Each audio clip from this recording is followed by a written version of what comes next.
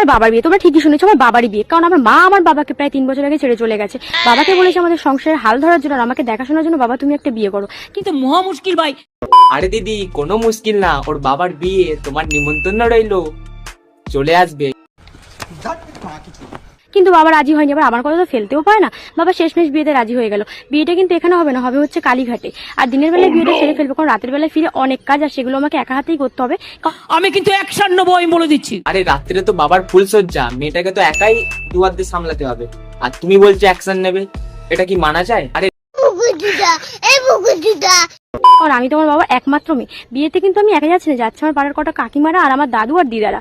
ভাবলাম তোমাদের সঙ্গে একটুখানি আমার লুকটা শেয়ার করে নিয়ে যে কেমন হয়েছে। এদিকে তাই বলে তুই তোর বাবার বিয়ের ব্লগ বানাবি? আজব পাগলা চোদা। হেই গাইস, যখন তোমাদেরকে রোস্টাররা রোস্ট করে একদম মন খারাপ করবে না। রোস্টাররা রোস্ট করলেই না তুমি ভাইরাল হতে পারবা। আচ্ছা তারপর? আরে ওই যে বড় বড় ক্রিয়েটাররা যারা কলা বাগানে চুমু খেয়ে ভাইরাল হয়ে গেল একটা মেয়ে, তারপরে হচ্ছে আরেকটা মেয়ে চকলেট খেয়ে ভাইরাল হয়ে গেল। Hello guys, welcome back to my channel roasting. তো আজকে কিন্তু ইনস্টাগ্রামে কিছু ছাপড়ি মামুনিদেরকে নিয়েও খেলা হবে। আসো খেলবো, খেলা হবে।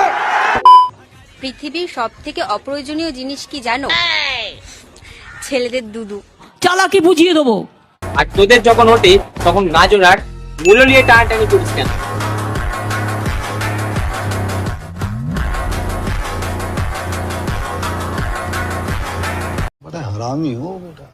আচ্ছা বলো তো, কি খেলার সময় লাইট বন্ধ করে খেলতে হয়?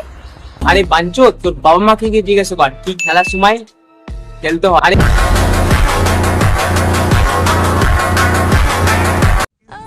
যেইখানে চুলের কোনো প্রয়োজন নেই সেইখানে এক গাদা চুল, কি বলে? আর যেই চুলের প্রয়োজন আছে সেই চুল উইঠা যাইতাছে। আচ্ছা সেটা কোথায়? तू समझा? আজকে কাছে চাও জীবনে অনেকদিন পর প্রথম খাবো। এই যে আমি আর পাচ্ছি না, আমি খাওয়া পোষায় আর না, যতই দাও ততই চাই। আরে দিদি এদের পোষাবে না, এদের যতই দাও ততই চাই। আর চাউমিনটাকে চাও চাও বলছে, আজব পাগলা চোদা। শুরু করে দিই।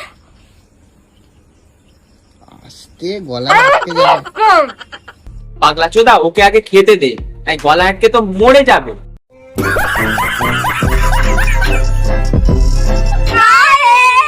আজকে আমার রান্না হয়েছে বানানি। কি কি আরেকবার বল, কি নাম কি নাম? রান্না হয়েছে কি বানানি। কি বলে? এদের থেকে মনে হয় বাপের কালেও বিরিয়ানি খাইনি।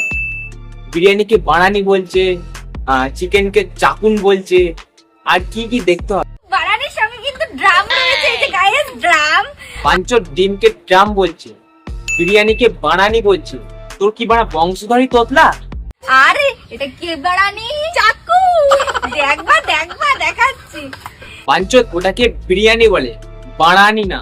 গাইস বলো গাইস, আজকে কিন্তু আমরা খাবো ফেদা রাইস। ফেদা রাইস খাবো, সঙ্গে আছে চাকুন। কত বাংলা কথাই ভালো না। আরে দাদা বাংলা বলতেই জানে না, বিরিয়ানিকে বানানি বলছে, চিকেনকে চাকুন বলছে। এরা কি বাংলায় কথা বলতে পারে?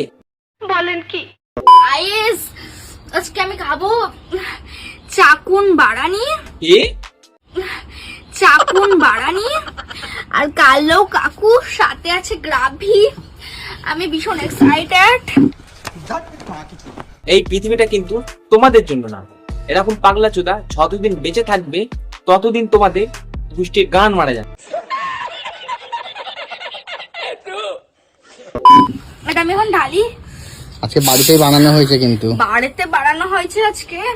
হ্যাঁ, আমি কালো কাকু খাবো। ওটা কোকা কোলা, কালো কাকু না। আমার ভুল হয়েছে, ক্ষমা করে দেন। গাইস আজকে আমরা খাবো লোচে, সাদা আলুর তরকারি দিয়ে খাবো লোচে। এই দেখো লোচে গুলো কি সুন্দর ফুলকো ফুলকো হয়েছে। লোচে সাদা আলুর তরকারি। পুয়ারের বাচ্চাগুলা। এসব মানুষরা বোঝে কম, চেল্লায় বেশি। লুচিটাকে লোচে লোচে বল। ডিপলি চিন্তা করতো, এটা কি মানা যায়? খুব সুন্দর, অনেক দিনের খাওয়ার ইচ্ছে ছিল গাইস। ঠিক আছে, আমি একটা খেয়ে বলছি কেমন হয়েছে খেতে। আমার চ্যাটার বাল, হাত হালা কথা। ও কাকিমা আরো দাও, এইটুকু পেট ভরে নাকি? কি লাগা তোমাদের? আরো দাও আরে কাকিমা, হাঁড়িটা ধরে বসিয়ে দাও না, বাঞ্চোদদের আগে ভালো করে খেতে দাও। যা তুই ঢুকা ওই এ, দেখ। তুই আস্তে আস্তে খা, তোর ভাতের থালা কেউ কেড়ে নিচ্ছে না। এই দিশা আর তৃষা, গাইস আজকে আমরা বিরিয়ানি বানাচ্ছি বাপের জন্য প্রথমে খাবো বিরিয়ানি। এটা তোদের মুখ দেখে বোঝা যাচ্ছে তোর বাপের জন্মে বিরিয়ানি তো খাসনি।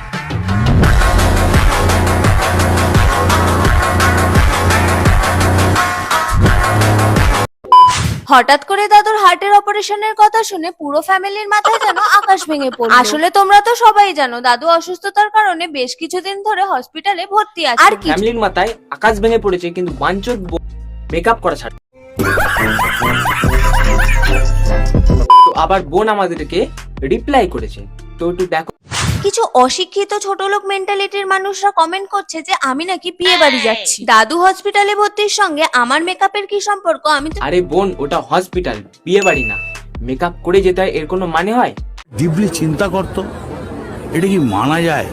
আমার দাদুর এখনো এমন কিছু হয়নি যে আমি হসপিটালে মেকআপ করে যেতে পারবো। তাছাড়া এমন কোনো মেয়ে আছে যে মেকআপ ছাড়া কোথাও যায় না? মানে তোমাদের পেটে কি একটুও বিদ্যা নেই? বিয়ে বাড়িতে কে এত সিম্পল সাজে ভাই? তবে তো গাইস, এই ভিডিওটা আর কিছু বলতে চাই না, কেন যত বলবো কেন, এটা গাদা মানুষ, গাদারা কখনো বুঝবে না।